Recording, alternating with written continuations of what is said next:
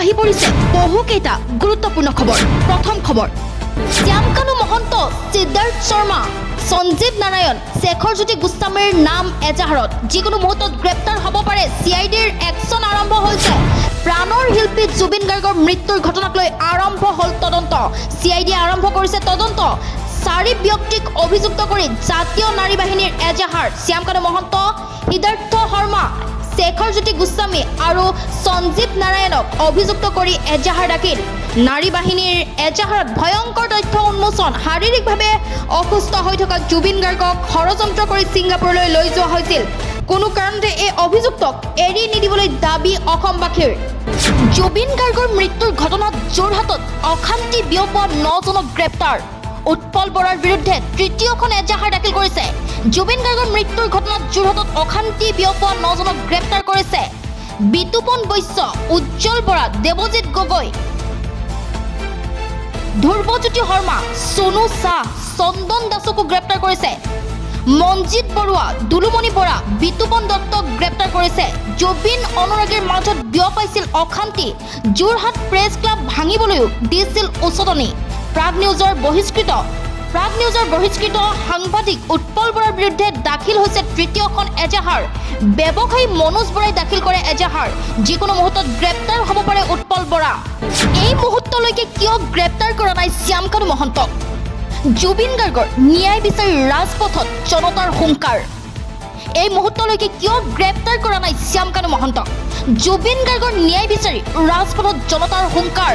প্ৰাণৰ শিল্পী জুবিন গাৰ্গৰ মৃত্যু হোৱা নাই। জুবিন গাৰ্গৰ মৃত্যুক লৈ ভয়ংকৰ অভিযোগ অনুৰাগীৰ। জুবিন গাৰ্গক চক্ৰান্ত কৰি হত্যা কৰা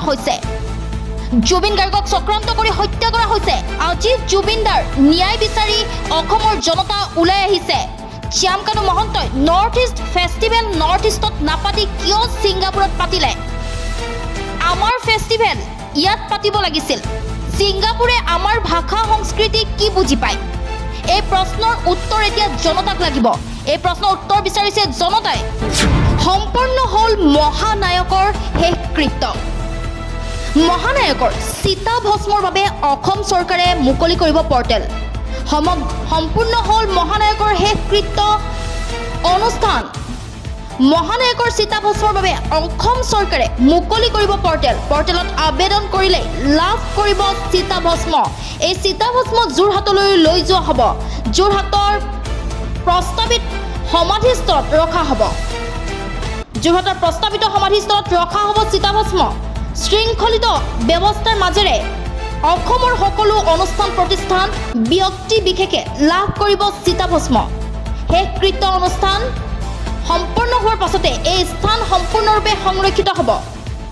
আৰক্ষী বিভাগৰ এটা কেম্প থাকিব সমাধিস্থলীত।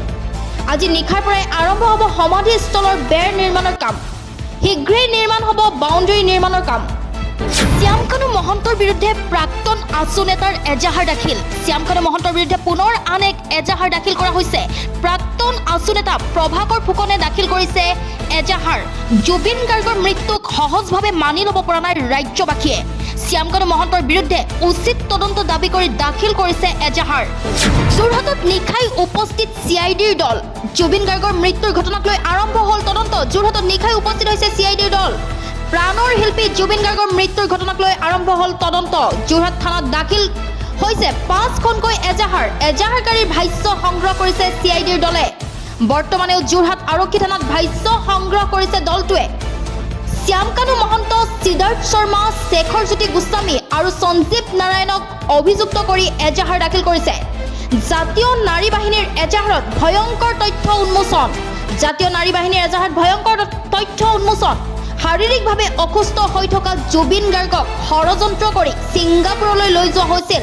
কোনো কাৰণতে এই অভিযুক্তক এৰি নিদিবলৈ দাবী অসমবাসীৰ। CIDৰ তদন্তত ওলাই পৰিব সমগ্ৰ ৰহস্য।